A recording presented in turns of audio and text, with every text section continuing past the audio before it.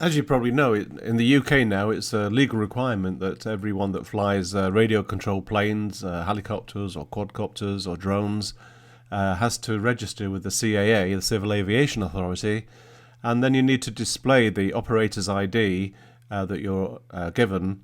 You need to display that on every model that you fly. So you can get 12 of these labels printed up, which are extra sticky to stick to your models, by going to the website that's below this video, and you'll get 12 of your operator ID stickers made up. You can either have 12 operator IDs, which look something like this. You just cut them out and stick them onto your models, making you fully legal. Or, if you prefer, you can have 10 operator IDs and 2 flyer IDs. So there's an option on the website.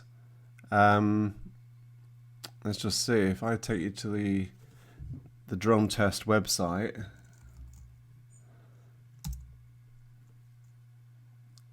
And you click on CAA registration stickers.